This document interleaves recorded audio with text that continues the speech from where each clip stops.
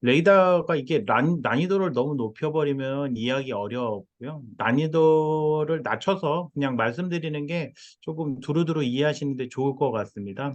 그리고 이제 세부적으로 조금 더 이해가 필요하시면은 예, 저한테 질문을 좀 많이 하시는 게 좀 좋을 것 같고요. 제가 아는 한도 내에서 많은 이야기들을 좀 드릴 수 있을 것 같고요. 그 일단은 뭐 투가 레이더 하면 이제 지면 지뢰 탐지가 가장 먼저 떠올라요. 저희는 예. 물론 이제 이 토목이나 건축 쪽에 많이 사용이 될 겁니다. 예. 그래서 이제 GPR 레이더라는 테마를 쓰고 이제 예, 하고 있는데 이게 이제 가격이 워낙 고가다 보니까 이걸 저가화 좀 시킬 수 있는 방법을 저는 고민 중에 있거든요. 물론 이제 개발 기간이 워낙 오래 걸리다 보니 예, 그게 이제 쉽지 않을 수도 있겠습니다만 제품 가격을 좀 낮춰보려고 한번 이제 내년부터 준비는 해보고 있습니다. 네, 그 와중에 이제 레이더를 쭉 조사를 이제 GPR 지면 투과 레이더를 한번 검색을 해서 확인을 지금 하고 있는 중이고요. 예, 그래서 이제 저희가 좀 취급하는 레이더 제품 군 중에 X1 UWB 레이더가 있어요. 어, 근데 이제 기존의 그 레이더 그 GPR 제품들 보니까 그 그냥 풀어서 디스크리트 형태로 사용이 되는 것 같더라고요. 근데 이제 저희 이 칩을 사용을 하게 되면은 조금 하드웨어적으로 손쉽게 경량화 시켜서 개발이 가능하다라는 게 굉장히 큰 장점이에요. 예, 물론 이제 안테나 부분은 사이즈들이 다 커서 그 부분을 커스텀하게 이제 하는 형태로 이제 진행이 되고 있습니다만, 예, 뭐 그런 식으로 얘기가 좀 될 것 같고요. 그 다음에 예, 뭐 그래서 한번 쭉 살펴보고 벽면 투과 레이더 같은 경우 원래 이제 대테러전 같은 거, 대테러전 있죠. 예, 그래서 이 그 실내 안에 몇 명이나 존재를 하는지, 인원이 진짜 존재를 하고 있는지, 이런 것들을 파악하고자 할 때 이 벽면 투과 레이더를 사용을 하고요. 요게 이제 전 세계적으로 보니까 몇 군데 좀 있더라고요. 방산 용도로. 네, 방산 용도로. 그러니까 이제 군용으로 사용하는 레이더들이 있는데, 저희 바람은 이제 거기까지 좀 도전을 해서 같이 이제 한번 가보는 게 이제 목표인데요.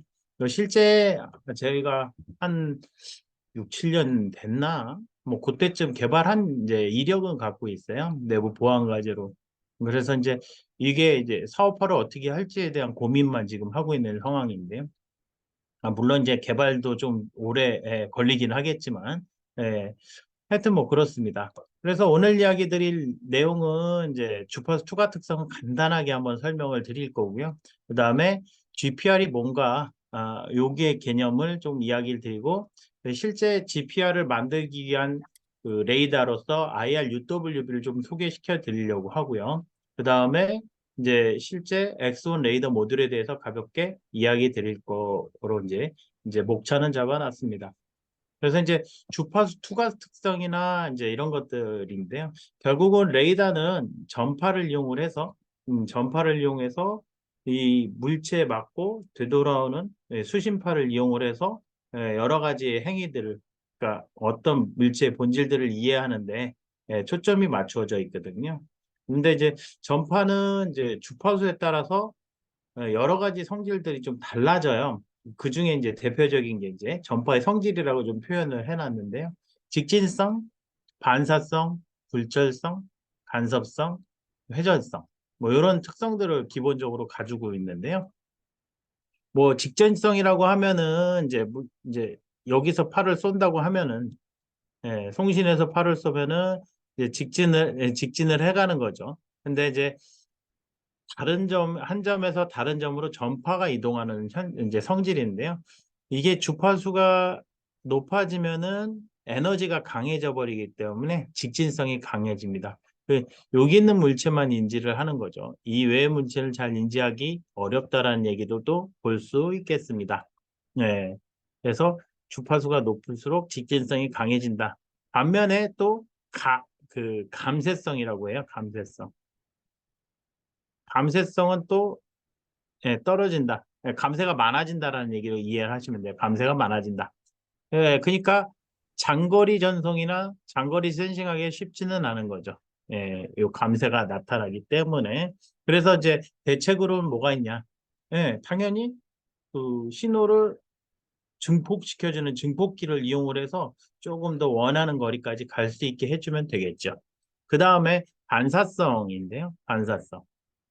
반사성이라는 것은 그 전파가 진행을 하면서 신호를 달리해서 지면에도 맞고 뭐 이제 사람한테도 맞고 뭐 여러 가지 환경에서 맞아서 수신이 되는 이제 진행이 되는 성질을 의미합니다. 당연히 이것도 주파수가 높을수록 예, 반사가 심해진다. 이렇게 보시면 되겠고요. 굴절성은 어떤 매질로 이동을 할 때 좀 휘어 들어가는 성질 있죠? 네. 그러니까 일례로 어떤 걸 생각하시면 되냐면은 젓가락 있잖아요. 젓가락을 물에 담궜을 때 이제 요 속도에 휘어 들어가는 성질. 예. 그렇게 보시면 되겠습니다. 예.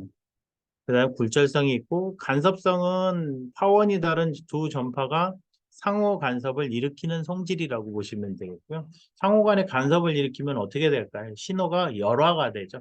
안 좋아진다. 이렇게 보시면 되겠습니다. 그다음에 회절성이라는 것은요. 그 물체가 있고 여기서 전파를 쏘면요. 전파가 이렇게 직진하는 게 아니라 이 장애물 뒤쪽으로 휘어 들어가는 성질을 우리는 회절성이라고 하고요. 요거는 주파수가 낮으면은 이 회절성은 더 심해진다. 이렇게 이해를 하시면 되겠습니다.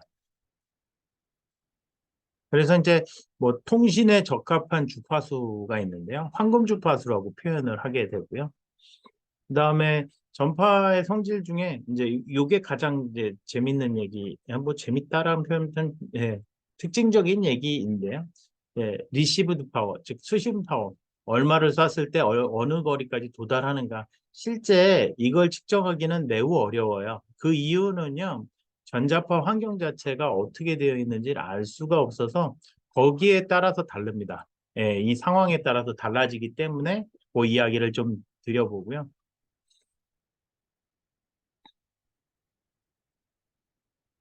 그래서 지금 여기서는 이제 D, 거리, 그 다음에 사용 주파수, 그 다음에 통신 전력.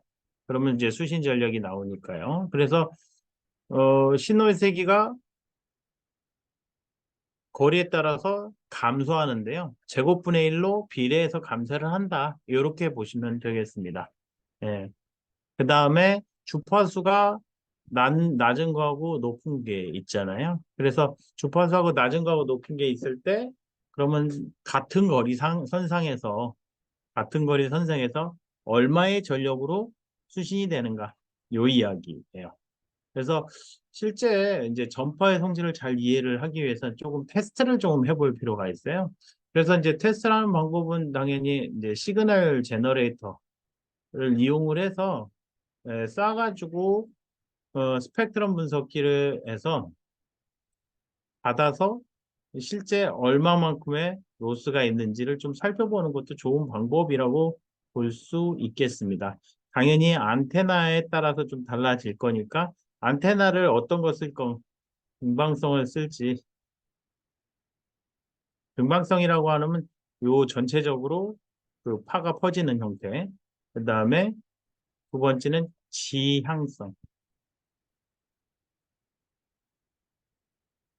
지향성 안테나.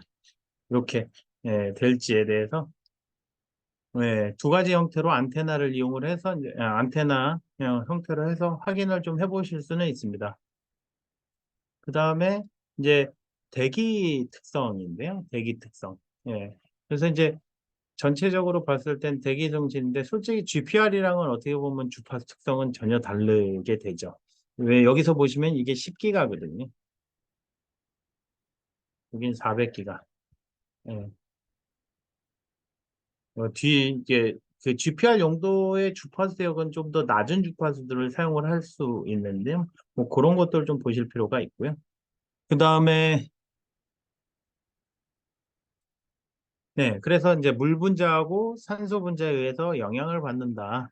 그래서 Y축은 손실축이에요. 손실축이 있고요. 그래서 10기가, 24기가, 뭐 지금 여기는 레이더 주파수를 조금 표현을 해놨는데 60기가, 뭐 120기가, 그 다음에 240기가 뭐 이렇게 구성이 돼 있다. 그래서 지속적으로 손실이 증가한다. 킬로미터당 저기 그 손실 특성을 의미해요. 킬로미터당 손실 특성. 자, 그 얘기 하나 드리고요. 그 다음에 여기서 보시면은 측정 주파수가 3.1기가에서 3.7기가일 때, 3.1에서 3.7기가일 때 그 투과 특성에 대해서 표현을 했어요. 지금은 이제 송신측이고 여기 수신측이고 네트워크 분석기를 이용을 해서 원포트, 투포트. 네트워크 분석기는 이제 그 전자파 아니 그 전자파죠. 전자파 전송 선로를 측정할 때 가장 많이 사용하는 계측기인데요. 이렇게 이제 야외에다 놓고 이쪽 원포트에서 쏴서 이제 투포트로 얼마나 들어가는지를 확인하면은 투과도가 얼마나 좋구나, 반사도가 얼마나 되는구나, 이런 것들을 알 수가 있어요. 그래서 네트워크 분석기, 이제 이건 이제 주파수가 여러 형태의 주파수가 나오겠죠. 뭐 예를 들면 뭐 1기가에서 20기가도 확인을 해볼 수 있어요. 그러면 이런 걸 가지고 테스트를 해볼 수가 있겠다라는 것도 말씀을 드립니다. 그 다음에 그 실제 이제 이렇게 이제 이걸 놓은 이유는 3.1기가에서 3.7기가 약 600MHz 대역폭을 이용을 해서 유리창, 그다음에 콘크리트 벽 투, 나무 재질. 요거는 이제 그 논문에서 발제를 좀 해오는 건데요. 그래서 투과도가 4dB, 4dB 정도. 유리창은 4dB. 그다음에 그다음에 콘크리트 벽은 4. 투는 이제 여기 보시면 이제 소화전 철문이 부착된 형태에서의 투과도예요. 그냥 24cm 두께에서의 투과도인 거고요. 여기서는 10dB, 그다음에 나무 재질에서는 0.26, 그다음에 그 투과성이 이 정도의 수준에서 측정이 되고 있다. 이렇게 보시면 되겠습니다. 그래서 이제 제대로 좀 어느 정도 선에서는 투과가 좀 되는 걸로 보여지는데요. 이게 이제 어느 정도 선에서 만족을 하는가, 이런 것들은 저기 조금 테스트 환경 셋업이 더 중요하다라고 보실 수 있겠어요. 그래서 요걸 고찰을 해서 어떻게 해야 되냐면 파워앰프 쪽을 더 키워주든지 수신단에 수신단에 LNA를 더 성능을 높여주든지, 이 장단점은 당연히 존재할 거거든요. 자, 그러면 PA 부분에서 파워를 높였어요. 어떤 문제가 있을까요? 당연히 여기에 투과도는 되게 좋아지겠죠. 투과도는. 근데 문제는 이제 하모닉이나 이런 것들이 발생을 많이 하고 전력 소비가 더 커진다라는 이제 문제점을 가지고는 있어요. 그걸 감안을 해야 되는 거고요. LNA 성능을 좀 더 키웠어요. 이게 조금 현실적인 방법이기는 한데요. LNA가 저잡음 증폭기인데 잡음은 최소화로 하면서 내 신호만 키워주는 거.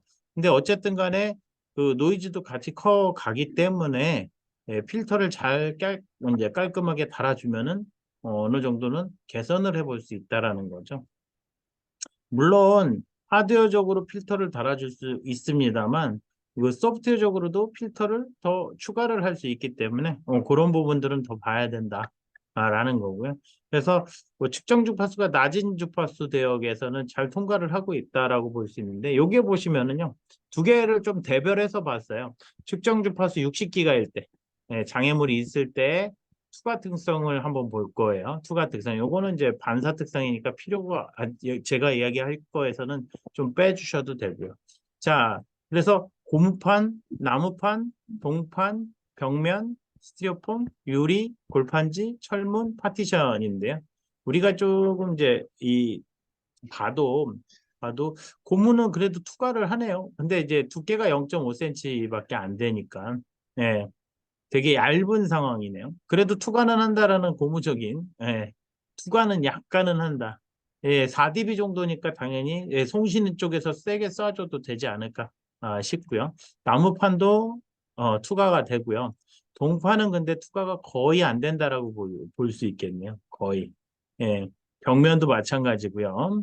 콘크리트 벽면이겠죠. 18cm 정도 되고요. 그럼 만약에 만약에 벽면을 투과시키고 싶다 하면은 지금 48dB의 투과 손실이니까 요 실험 셋업상에서 한 번 더 고민을 해볼 필요는 있겠네요. 뭘 고민을 해보냐 하면은 예, 48dB만큼 더 써주는 거죠. 그럼 일단 투과는 되겠죠, 투과. 예. 그런 것들은 이제 고민해 볼 필요가 있는데, 솔직히 이 투과적인 부분, 이런 이제 장애물을 만다 어쩌고 저쩌고 나온 이제 이런 그 장애물들에 있어서 60기가가 그렇게 좋은 대안은 아니다라는 결론을 낼 수가 있어요. 예. 그래서 이 부분은 이제 60기가보다는 이제 투과 성능이 좋은 낮은 주파수 대역을 쓰는 게 맞습니다. 그래서 스티로폼도 있고요. 그 다음에 유리. 예, 유리에서 3.2dB 정도 되고요. 투과 특성이죠.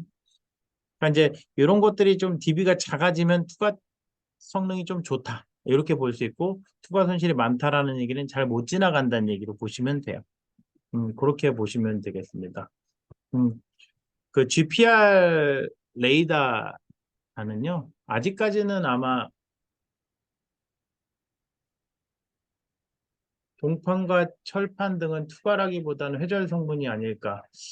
뭐 그렇게 볼 수도 있죠. 왜냐하면 이제 그 아예 못 지나가니까 이렇게 아마 돼 있을 거라고 보죠. 이제 가정이 좀 되겠죠. 예를 들면 벽에다가 설치를 하는 거죠. 동판을. 네, 동판이 이렇게 설치돼 있으면 여기 철은 못 지나가니까요. 철 뒤쪽으로 이렇게 회절이 돼서 들어갈 거란 말이죠. 이 틈새 같은 데로. 예, 그 얘기로 보실 수 있어요. 예, 맞는 지적입니다. 음. 자, 그래서 이제 GPR이라는 거는 그 그라운드 페네트레이팅 레이더라고 표현을 하고요. 뭐 굉장히 고전적으로 오랜 동안 썼고요. 원래, 예, 그래서 굉장히 많이 썼는데, 이게 아직은 전파법이나 이런 거에 규정은 아직 안 돼 있는 걸로 보여져요. 물론, EMC 특성 방법 체크나 이런 것들은 되어 있는데, 실제 기술 기준으로 이렇게 딱 못이 박혀 있는 거는 아직까지는 없는 걸로 보여지는데, 계속 그 기술 기준을 만들려고 노력은 하는 것들이 있고요. 그 다음에, 그, 이 GPR은 무조건 이렇게 벽면에 딱 붙여서 사용하게끔 되어 있을 거예요. 네, 규정상 그렇게 되어 있습니다. 그래서 그 다음에 지표면도 마찬가지이고요. 이 지표면에도 이렇게 부착을 해서 사용하는 형태, 이렇게 보실 수가 있습니다. 근데 뭐 원리라는 거는 레이더의 원리가 같거든요. 그래서 이 트랜스미팅, 송신하는 안테나에서 그 밑에 묻혀 있는 뭐 철근이라고 볼까? 배관이라고 볼까요? 네, 배관이 있다고 하면은 이제 이 배관을 막고 그다음에 이제 벽면 쪽 이제 그 지면 쪽으로 위쪽으로 올라올 거잖아요. 반사파가. 그걸 받아서 신호 처리를 해서 어떤 정도의 깊이에 있는지를 확인하는 용도라고 보실 수 있어요. 예, 그래서 요게 기본적인 개념이고요. 말씀드렸지만 투과성이 성능이 좋은 게 요 대역이 좀 성능이 가장 좋고요. 그래서 이렇게 구성이 되어 있고요. 그 내부 블록도라고 해서 보면은요, 내부 블록도라고 해서 보면은 이제 이와 같이 되어 있는데요.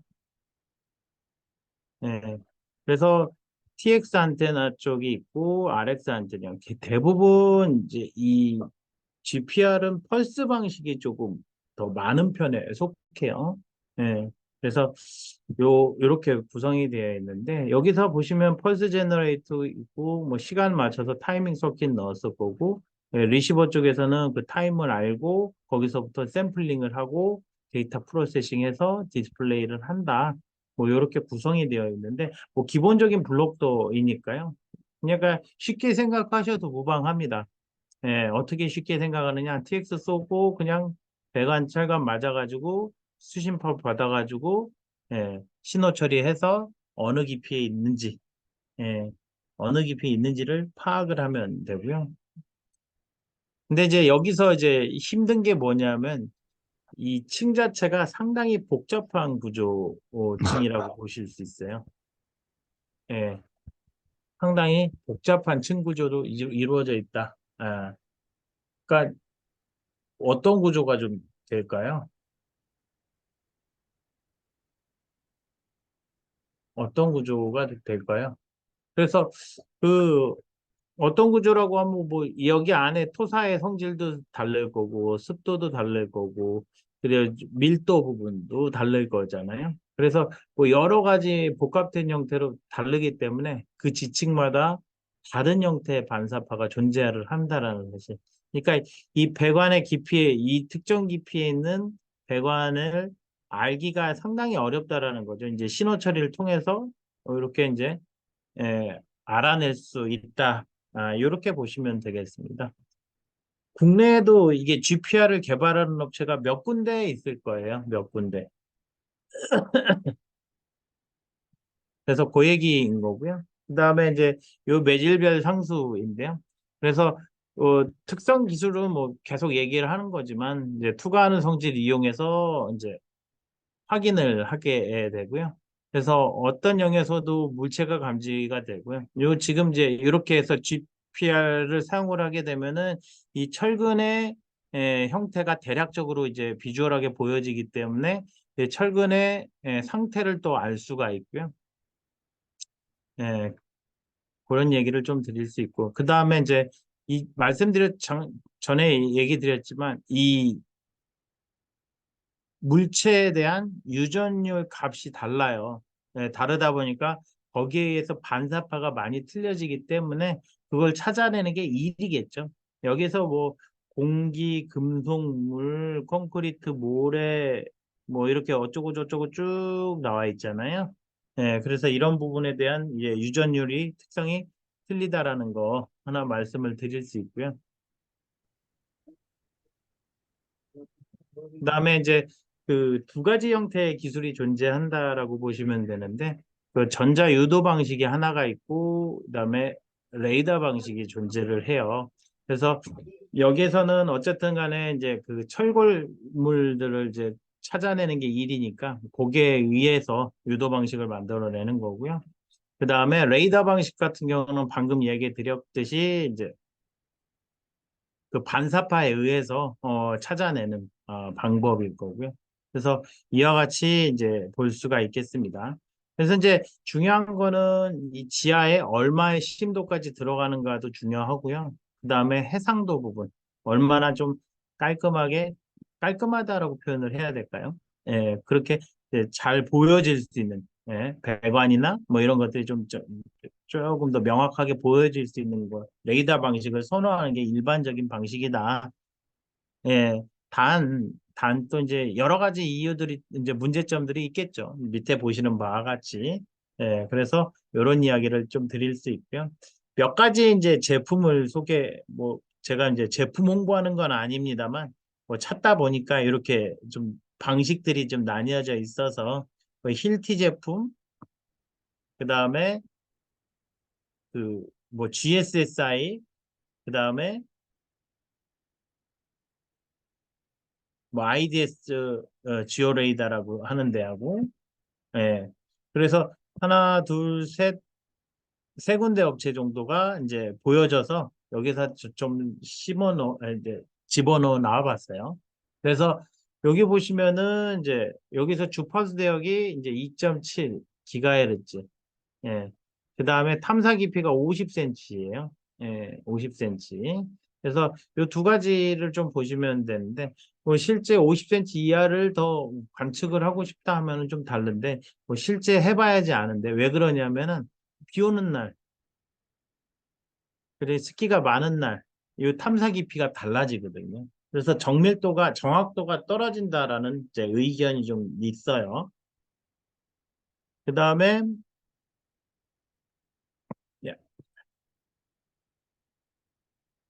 자, 여기서는 이제 1.6기가, 1.1에서 3.1기가를 사용을 하고 있고요.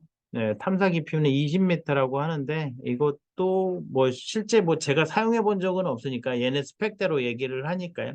뭐 실제 나올지는 좀 살펴봐야 되긴 합니다만 뭐 이와 같은 UI 형태로 좀 보여진다. 이렇게 보시면 되겠고요.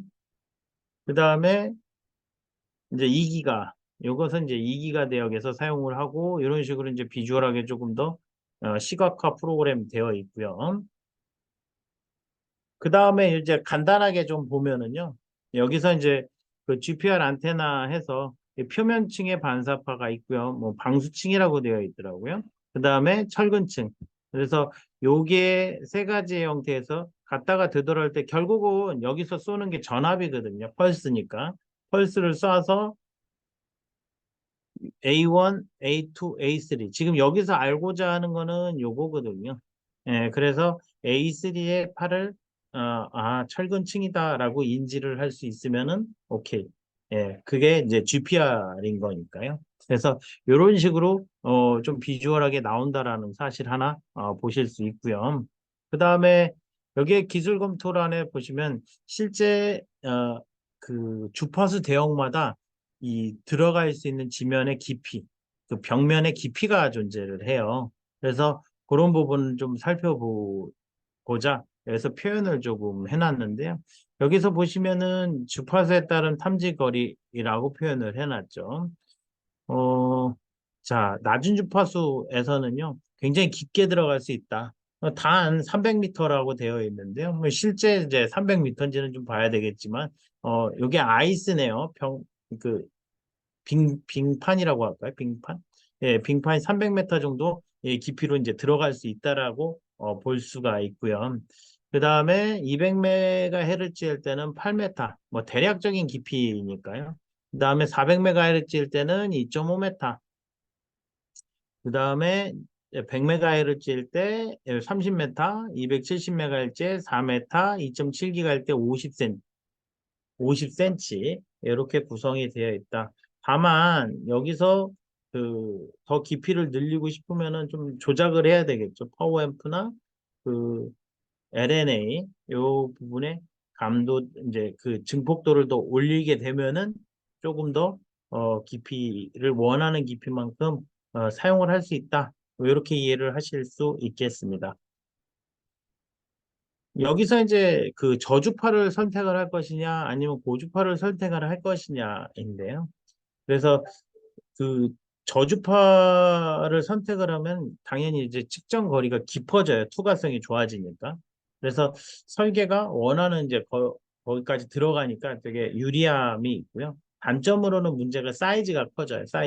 사이즈가 그 제품 사이즈도 커지지만 안테나 사이즈가 상당히 커져서 설계가 상당히 어려워집니다. 예, 안테나는 결국은 사용 주파수분의 빛의 속도, 예, 사용 주파수분의 빛의 속도로 표현이 되어 있고요. 그래서 이와 같이 우리가 예, 얘기를 할 수 있다. 그래서 기가일지인가요? 이건 기가일지가 아니죠. 메타죠, 메타. 사용 주파수가 증가하면은 사용 파장, 즉 요게 안테나 길이거든요. 길이거든요. 그래서 이제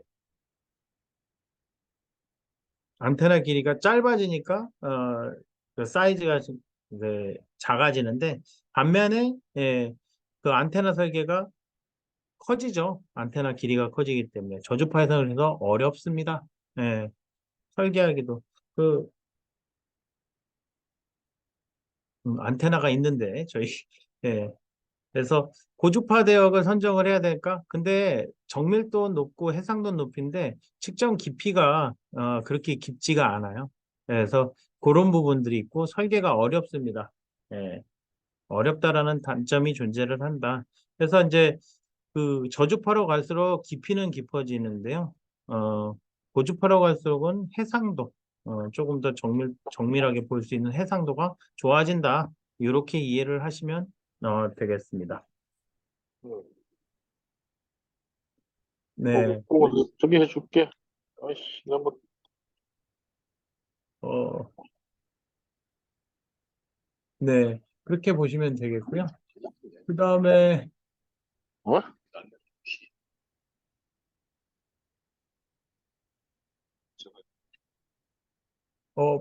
네, 그래서 그렇게 보시면 되겠습니다. 그 다음에 그 UWB 레이더를 소개를 조금 드려보려고 해요. IR UWB인데요. IR은 임펄스예요. 임펄스 레디오의 약자예요. 그다음에 울트라 와이드 밴드이고요.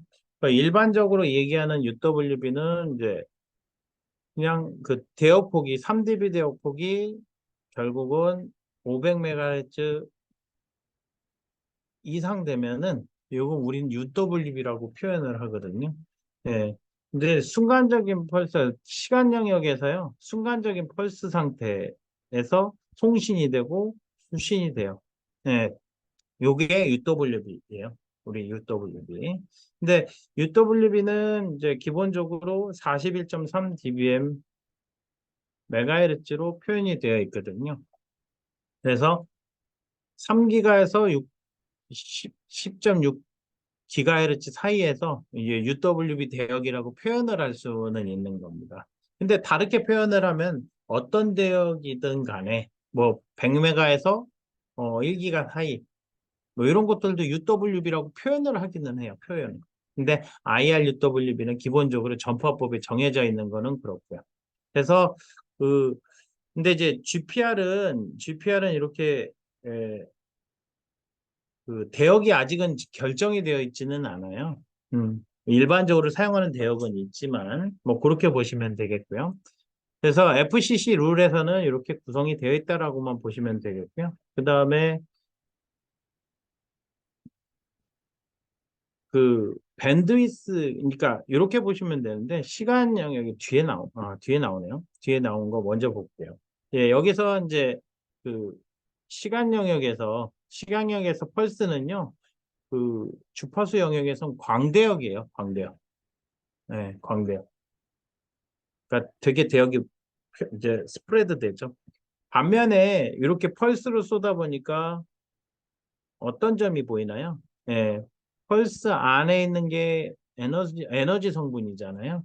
에너지 성분이니까 에너지가 되게 쇼펄스니까 되게 나노세크거든요, 거의. 예, 굉장히 작아요. 그러니까 쇼펄스니까 에너지가 작아요, 상대적으로. 상대적이 아니라 에너지가 작습니다, 기본적으로. 그러면은 어떻게 될까? 에너지가 작으니까 결국은 장거리에는 어려움이 많은 거죠. 예, 에너지가 작으니까 수신되는 게 거의 없을 거거든요. 예, 그런 단점은 좀 가지고 있지만 해상도가 상당히 좋습니다. 해상도라고 하면 레이더에서는 델타 R로 표현을 하고 2배 밴드위스분의 빛의 속도로 표현을 하는데요. 당연히 밴드위스가 높으면은 레졸루션이 굉장히 작아진다라는 점이 되게 중요한 포인트이고요. 그래서 뭐 여기서는 지금 통신적인 표현에서도 여러 가지 얘기를 조금 했는데요. 다중경로 간섭. 근데 뭐 통신이나 뭐 센싱이나 비슷하니까 다중경로 간섭에 좀 강한 특성을 가지고 있고 정확한 거리 측정이 가능하다. 그다음에 낮은 에너지로서 통신이 가능하다라는 센싱이 가능하다라는 장점을 좀 가지고 있고요. 그 다음에 클러터 제거하기가 조금 더 수월하다라는 거. 네. 뭐 수월하지는 않아요. 뭐 실제 신호 처리를 해보면은 상당히 어려운 부분이 있습니다만, 그 얘기를 하나 드리고요. 그 다음에 이제 코헤런트 신호 처리에 따른 장점은 뭐 거리 특성, SMB 특성, 뭐 다이나믹 레인지 특성이 좋아진다. 근데 요거는 여기서 조금 언급하기는 좀 쉽지 않을 것 같고요. 신호 처리하면서 얘기를 드려야 되긴 할 것 같은데, 하여튼 이 UWB만의 좀 장점들이 좀 존재를 해요. 크게는 뭐 저전력 특성이고요. 그 다음에 정밀도, 고정밀도 특성을 갖는다라고 보시면 되겠고요. 그 다음에 어, 요것도 뭐 그냥 읽어보시라고 얘기는 넣어놨는데 요걸 보면은 이제 그 뭐 펄스드 방식이나 IRUWB 방식이나 뭐 신호 처리 방식은 조금 표현을 조금 해보고 싶어서 여기서 표현을 했는데 예, 실제 이제 그 레이더가 있고 신호를 쐈다가 되돌아올 때 이 되돌아온 신호가 그 TOF 방식이라고 보셔도 돼요. 갖다 되돌아올 때 그냥 그거를 그대로 받아서 ADC로 샘플링을 하면은 ADC의 샘플링된 그 빈 값이라고 하는데 빈이 뭐냐면 저장소란 뜻이거든요. 저장소. 그러니까 이 샘플을 넣는 곳이라고 보시면 돼요. 이 샘플을 넣는 곳이 레인지 빈이라고 표현이 되어 있는데 결국은 X축이 거리축이거든요. 그래서 이 거리에 따라서 표현이 되고 이게 이제 샘플링 수도 많고 샘플링 그 ADC 샘플링 레이트가 상당히 높습니다. 예, 그래서 그런 부분들의 장점으로 인해서 이 해상도가 상당히 좋다라는 장점을 가지고 있고요. 간단하게 한번 블록을 보면요. 원래 이제 이 UWB 레이더는 그 RF 시스템이라기보다는 디지털 시스템에 가까워요. 그냥 순간적으로 펄스 빵 쏩니다. 그럼 그거 받아서 뭔가 액션을 취하거든요.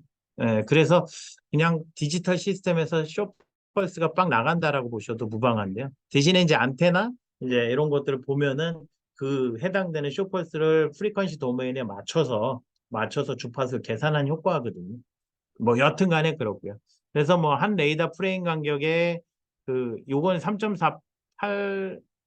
3.4846mm는 그 정의된 값이에요. 그다음에 256개 샘플로 고부하면은 대략적으로 몇 메타까지 측정이 가능한지를 알 수 있고요. 뭐 대략적으로 우리 이제 여기는 X2라고 되어 있습니다만 X1 레이더도 뭐 이런 기법인데요. 그래서 신호 쏘고 갔다가 되돌아와서 한 다음에 요 프레임 옵셋 뭐 일정 프레임만큼 끊어서 이제 뒤로 넘겨줘서 예를 들면 이 얘기인데요. 제가 이제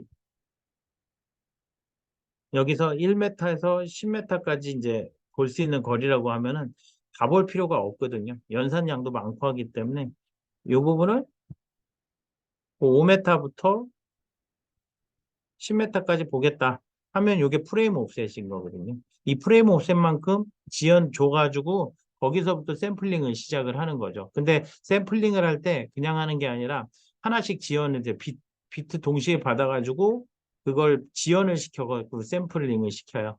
예. 그래서 얘가 패러럴로 동작을 해서 빠르게 샘플링을 할 수 있게. 그래서 뭐 대략적으로 30기가 샘플링 정도 돼요. 이렇게 좀 빠르죠. 좀 빠른 게 아니라 매우 빠를 거예요. 그래서 이렇게 구성이 돼 있다라고 보시면 되어 있습니다. 그래서 이런 식으로 이제 처리를 한다. 간단하게 얘기 드리고요. 뭐 실제 이 이제 이 엑소원은 데이터 시트 보면은요. 그 안에 이제 그 블록더가 나와 있는데 이해하기는 쉽지는 않습니다. 뭐 그 얘기 하나 드리고 싶고요. 그다음에 그 레이더 프레임이라는 얘기가 이제 한 프레임을 여기 이제 얘기를 하는 거고요. 거기다가 옵셋을 준다라고 표현을 한 건 방금 아까 얘기 드렸듯이 5에서 10m만 바라보겠다 하면은 이런 식으로 프레임 옵셋을 걸어서 이동을 시켜주면은 해당되는 부분만 그럼 나머지 부분은 다 잘라서 볼 수 있죠. 뭐 그렇게 이제 표현을 할 수 있기 때문에 여기서는 그런 얘기를 드리고요. 그럼 여기까지가 이제 한 프레임이 되겠죠. 프레임 옵셋 한 다음에 이 부분을 한 프레임으로 볼 수가 있겠죠. 자, 그 얘기도 하나 드려보고요. 그 다음에 이 빈값이 결국은 우리는 그 거리값이라고 표현을 했고요. 여기가 이제 1560 빈이에요. 예. 그래서 이렇게 신호들이 일반적으로 나오게 되면 2m에 어, 뭐가 있다. 뭐라고 표현을, 물체가 있다. 이렇게 되면은 이 부분에 이렇게 그 펄스 같은 형태로 뜨게 되고요. 뭐, 잔잔하게 뭐가 뜨긴 하겠지만 이 부분 이제 프레임 옵셋으로 만들어 줘야 되겠죠. 그래서 이 부분만 읽어내면은 되겠죠. 이 부분은 그 뱅신호라고 표현을 하는데 뭐가 있냐면 TX, RX 이제 레이더가 있죠. 이렇게 있으면 쏘잖아요. 앞으로만 가지 않고 이쪽으로 이렇게 리키지 되는 것들이 있을 거잖아요. 그래서 고뱅신호라고 표현을 해요. 요거는 뭐 제거를 시켜야 되는 부분이고요. 또 이제 그까지만 얘기 드리죠. 복잡하니까. 그래서 2m에서 280빈이니까 이제 2m에서 뭐 계산하는 방식들이 있겠죠, 당연히. 그래서 2m의 장애물들이 존재한다. 뭐 이렇게 이해를 하시면 되겠고요. 그리고 이제 PRF인데요. 펄스 레페티션. 그러니까 펄스를 반복해서 쏘는 주파수라고 보시면 돼요. 이 PRF를 자주 쏘면은 물 체인지가 빠르겠죠. 근데 반면에 그 갔다가 되돌아오는 에코 신호가 내 신호인지 아니면 뭐 클러터인지 분간하기가 매우 어려운 부분들이 있을 거고요. 뭐 PRF를 너무 늘려주면은 뭐 다른 단점들이 존재를 할 수 있는 건데요.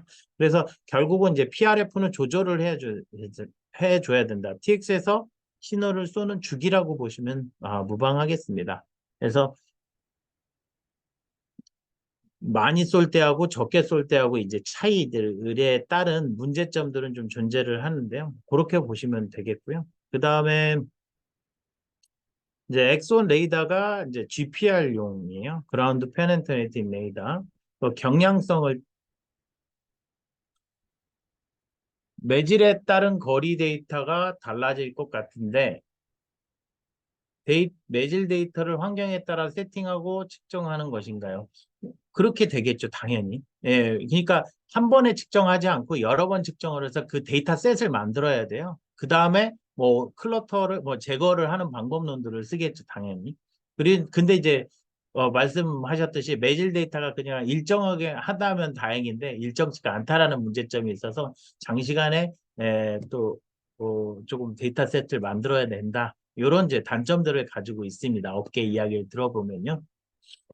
네. 그래서 그 엑선 레이더가 있는데 이게 그러니까 그 GPR 같은 경우는 그냥 인베디드 프로세서로 만들기가 쉽지는 않겠죠. 제가 이제 미니 PC나 뭐 이런 걸로 이용을 해서 조금 더그 연산량도 많고 데이터 저장량도 많은 형태 그런 형태로 해서 만들어야 되지 않을까 사료가 되고요. 예, 예. 요게 이제 그 엑스원 레이더는 뒤에 이제 주파수역이 나오긴 하겠지만 대략적으로 400메가에서 4GHz 정도 로우밴드라고 저희는 표현을 하고요. LB 그다음에 HB는 800메가헤르츠에서요. 그다음에 대략적으로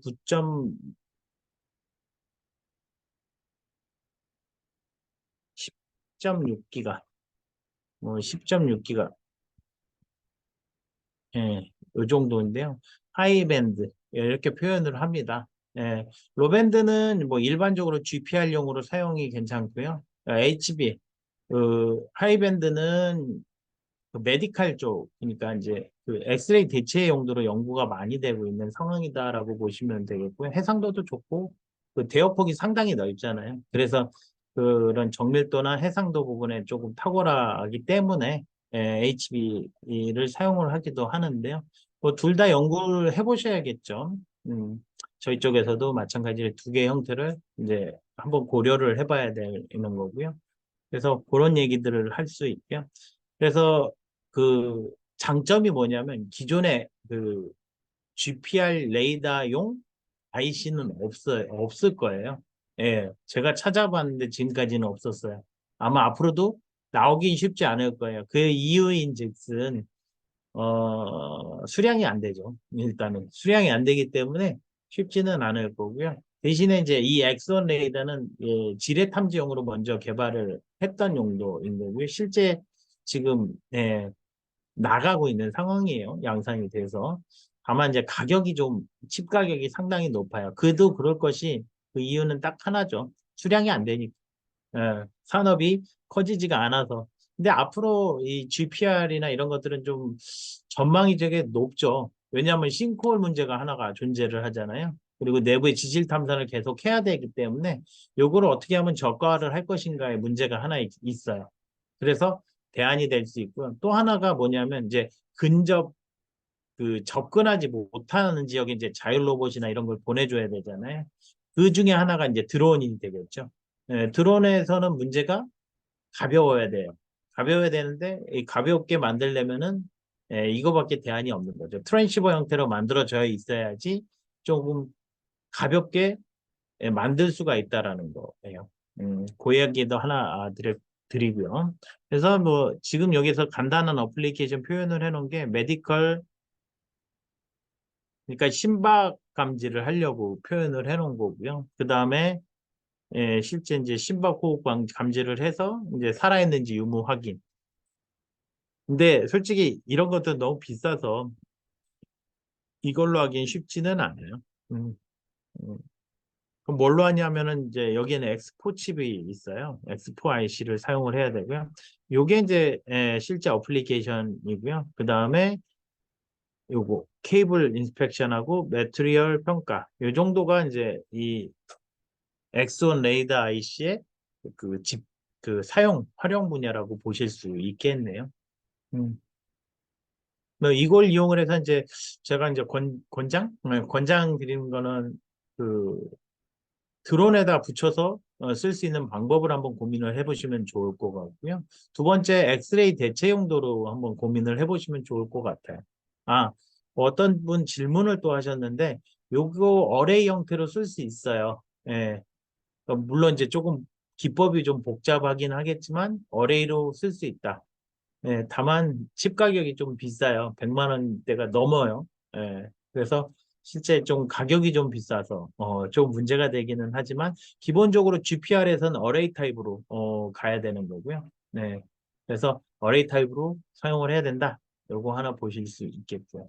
그 다음에 옆에 보면은 이제 비발디 타입의 지향성을 가진 안테나. 그래서 이렇게 있으면은 이렇게 빔을 쏘는데요. 요게 이렇게 쏴버리면은 이런 식으로 나가겠죠. 근데 이걸 이렇게 놓으면은 그 지표면 이렇게 서칭이 잘 안 되잖아요. 그래서 이런 형태로 만들어야 돼요. 여기에 이제 보타이 안테나를 쓰는 게 나비라고 돼 있어서 이런 식으로 안테나 형태 된 게 있어요. 음, 여기서 파가 나가기 때문에 그런 형태를 좀 써야 됩니다. 그래서 안테나는 좀 개조를 할 필요가 있는 거죠.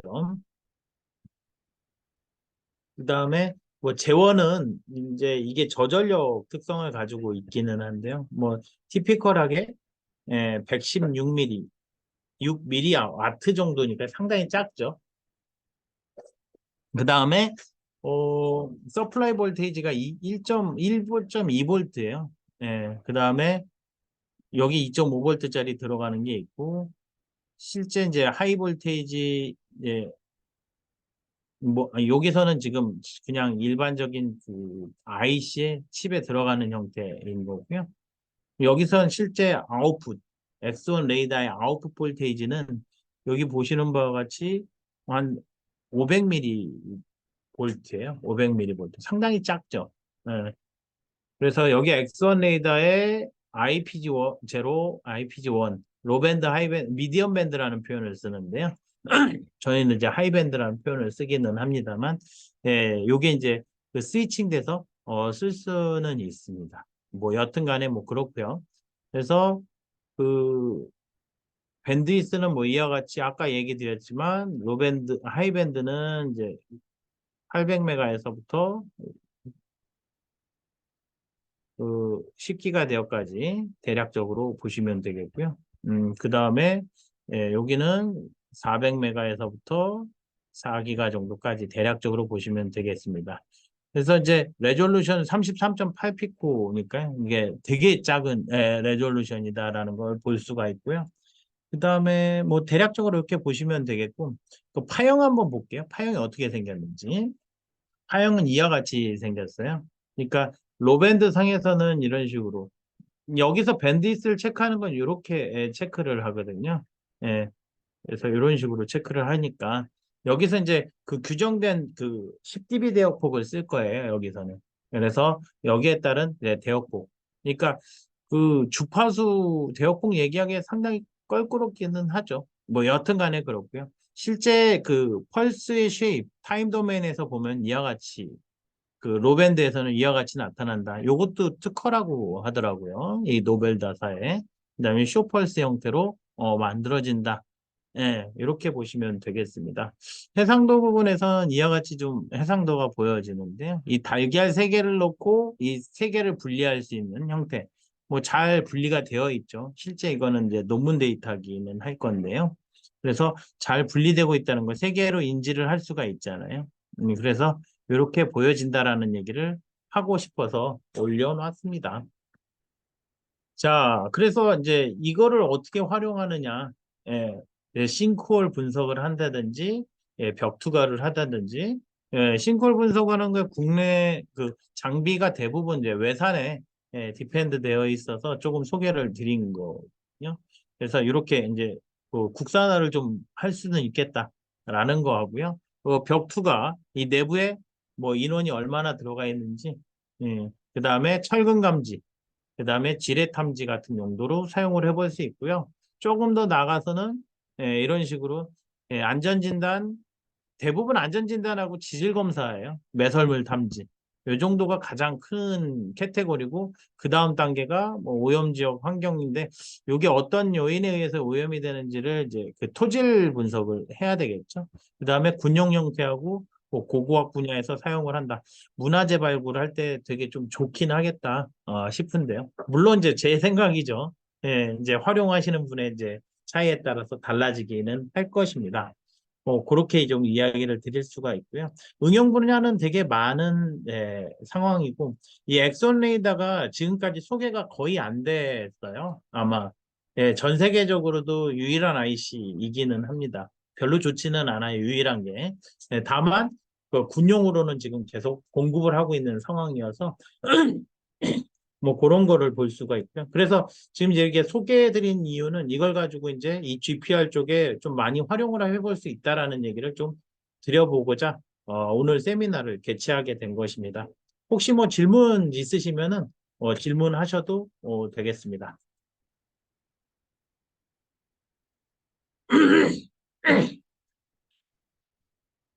뭐 질문 좀 하셔도 됩니다. 예. 그래서 이제 그 뭐야 이게 신청하실 때 뭐 질문을 조금 주셨던 분들은 활용 분야더라고요.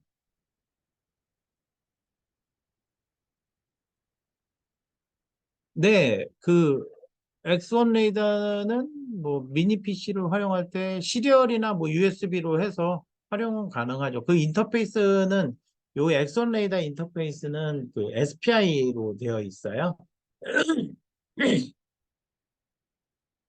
근데 말씀드리지만 뭐 데이터량이 많기 때문에 그걸 이제 그 처리하기가 인베디드 프로세서에서는 아마 쉽지가 않아서 미니 PC나 뭐 이렇게 그 어떤 PC나 뭐 이렇게 활용하면 좋지 않을까 싶어서 말씀을 좀 드리는 거고. 그래서 USB로 중간에 그러니까 그 변환기는 좀 존재를 하겠죠. SPI에서 USB로 이렇게 바꿔주는 형태의 그 케이블은 저희가 저기 판매를 또 하고 있어요.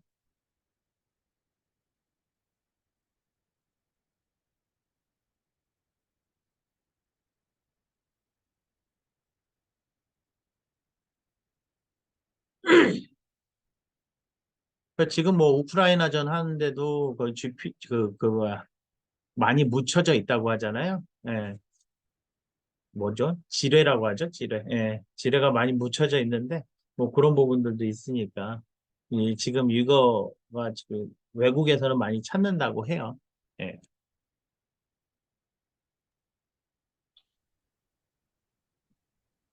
질문이 하나 있는데 해도 예, 될까요? 예. 아, 네. 요거 지금 대략적으로 이게 X1 요 개발 키트로 개발했을 경우에 예. 안테나랑 전원부랑 해서 무게가 대략 어느 정도 될까요? 무게요? 예. 무게는 무게. 뭐 일단은 100g 될까? 안 될까? 그 정도였거든요. 음, 언더일 거예요. 제가 이게 무게 달아보았는데 지금 네. 기억이 안 나는데 100g 네네. 언더입니다. 예. 소비 전력도 그렇게 크진 않을 것 같고, 예, 예, 맞습니다. 소비 전력은 저 맥스를 했을 때 그 트랜시버 쪽만 했을 때 120mW 정도도 안 되니까 네네. 네, 그 그렇게 보시면 되고요. 다음에 이제 저희가 이제 상용 그 아까 쭉 GPR 몇 개를 보여주셨잖아요. 네, 네, 이제 그런 거를 써본 경험은 없는데, 네, 이제 보통 거기 벽면 같은 데 대고 뭐 좀 시간을 두고 데이터를 취득하잖아요. 네, 네.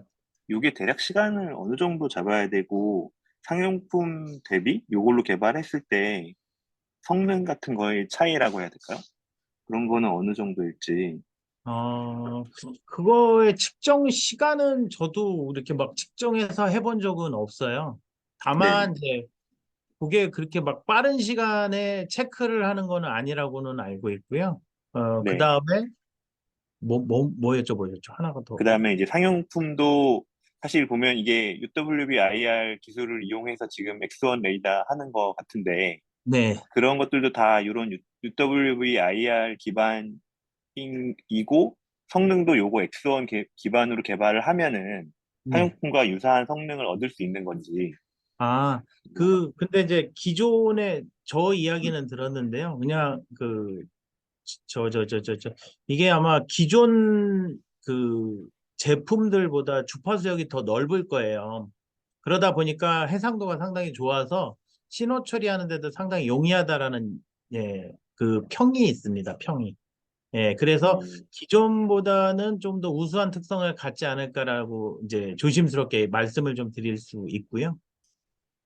네, 뭐 그렇게 그럼 보시면 그런 주파수적인 뭐 스펙 이런 걸 봤을 때는 네, 요 제품이 훨씬 일단 장점을 가지고 있다라고 봐야 그렇죠. 되는 거죠. 예, 예, 맞습니다.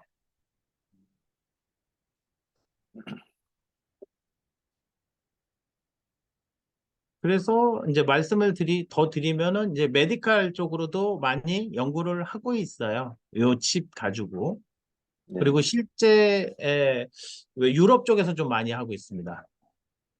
음, 그래서 그 안에 이제 그 매질 상태가 좀 다른 암 조직들 검출을 하는데 사용을 하고 있거든요.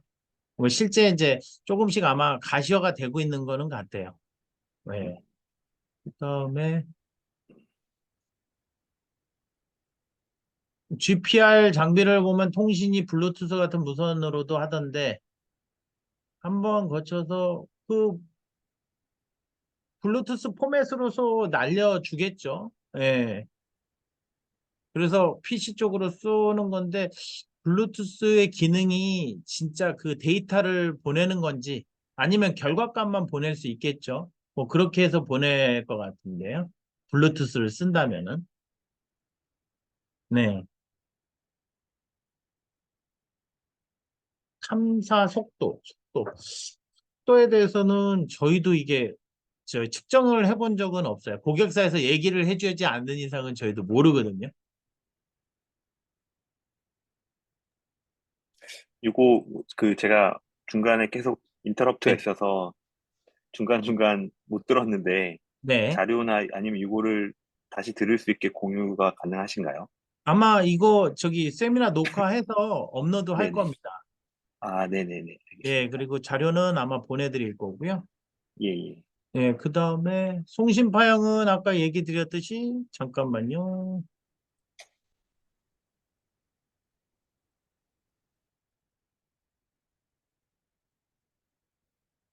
예, 이런 식으로 송신파를 쏴줘요. 예. 그래서 펄스파인데 되게 요 듀레이션이 굉장히 작죠. 예. 거의 몇 피코 세코일 거니까요. 네.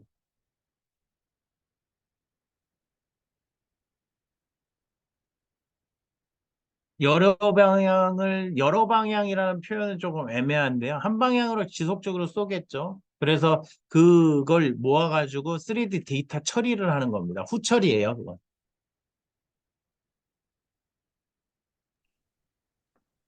근데 요게 네, 그러면은 벽에 대고 있을 때 예. 뭐 접촉 면적은 그렇게 넓진 않잖아요.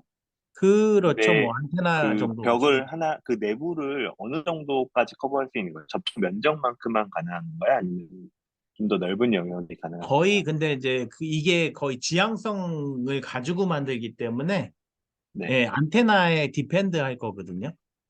음, 그래서 그 정도로 봐야 돼요. 안테나가 커버할 수 있는 감지 각도.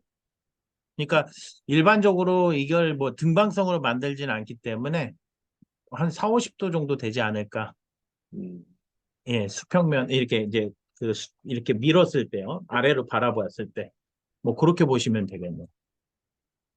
그럼 안테나를 좀 크게 펼쳐서 만들 수만 있다면, 네. 물론 파워 좀 당연히 아, 파워는 충분히 쏜다고 하면은 네네, 면적을 넓힐 가능하죠. 수도 있는 거죠? 예, 예, 면적이 넓고 그 저기 방산 쪽에서는 이제 어레이 형태로 크게 쓰죠.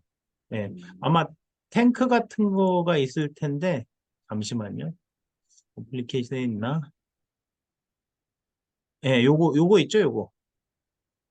예, 지뢰 탐지 부분에서 보면은 지금 그 보시는지 모르겠습니다만 요 부분.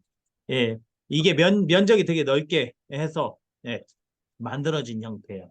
그리고 GPR을 이제 넓은 반경을 하기 위해서는 어쩔 수 없이 당연히 어레이 형태로 갈 수밖에 없거든요. 예. 그리고 GPR은 기본적으로 어레이 형태예요. 이런 거 말고는요. 이런 건 아닐 거예요. 예. 그래서 조금 면적을 넓게 가지 않을까 싶고요. 근데 이게 주파수의 특성에 따라서 안테나의 크기나 뭐 이런 게 달라지잖아요.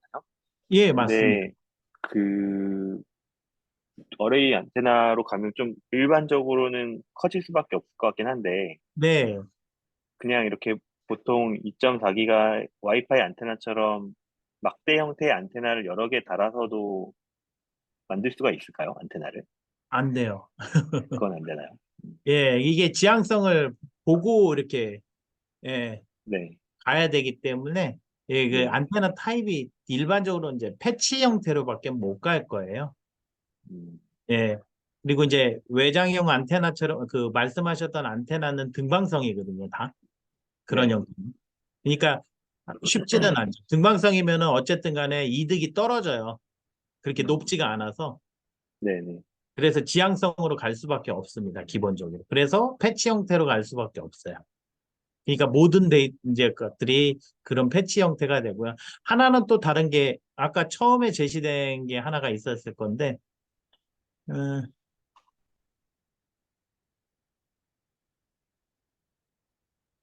어, 요거는 그 혼안테나는 써볼 수 있죠. 혼안테나.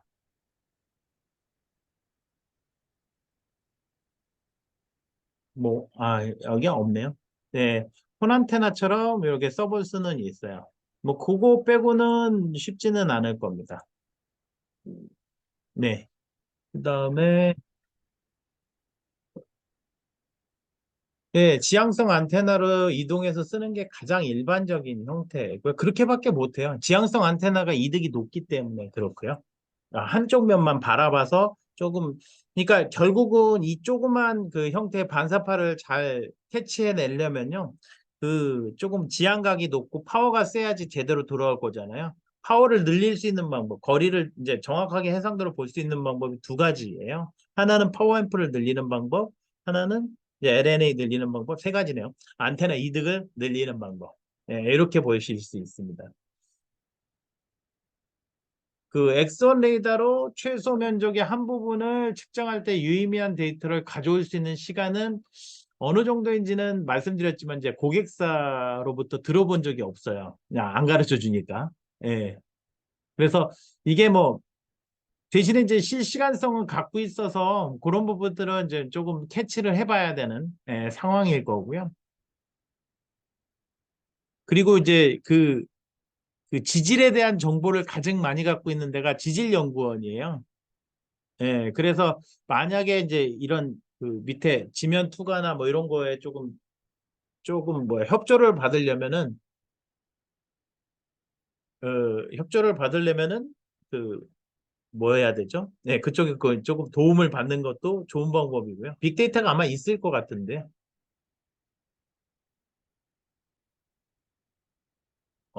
측정 시간. 예, 측정은 그냥 지속적으로 돼요. 예, 이게 실시간성을 갖고 있어서 뭐 이제 계속 캐치는 합니다. 다만 그 데이터가 뭔지를 아는 거는 어차피 내부에서 연산을 해야 될 거잖아요. 기본 데이터들이랑.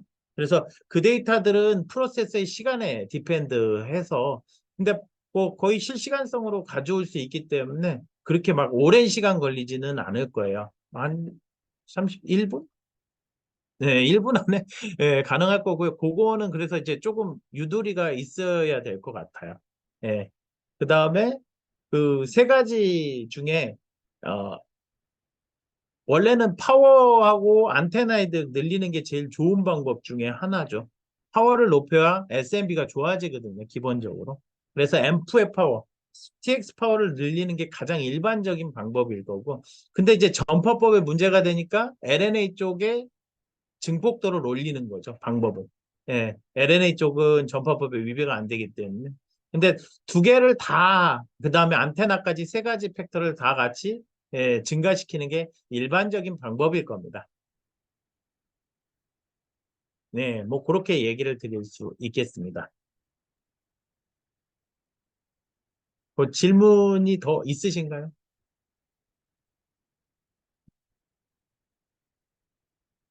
뭐, 예, 맞습니다. 뭐 SPI 속도에도 이제 그 디펜드 하기 때문에 그런 부분들도 좀 면밀히 봐야 될 필요성은 있지요.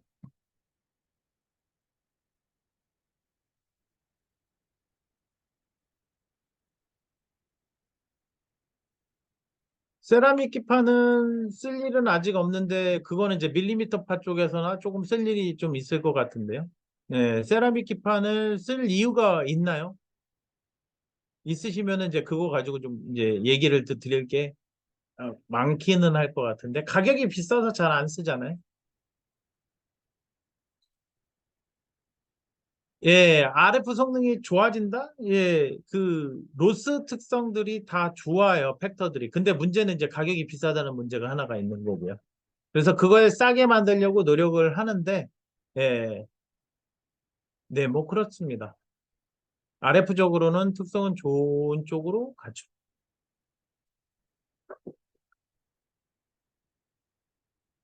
더 뭐 궁금하신 거 있으십니까? 아주 궁금증들이 많으신데, 예, 더 궁금하신 거 있으시면은 뭐 메일이나 뭐, 예, 저희 세일즈 메일, 예, 뭐 주셔도 되고요. 그 다음에 지금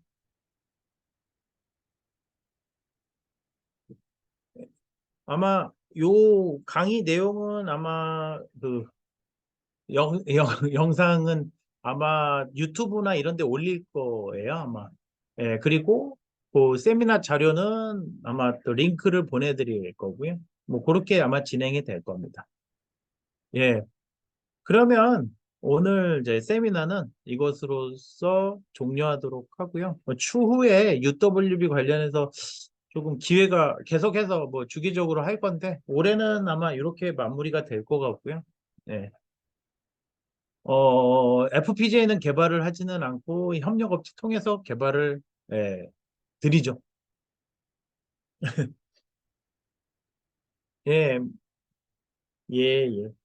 예, 그러면 이것으로써 세미나를 종료하도록 하겠습니다. 수고하셨습니다.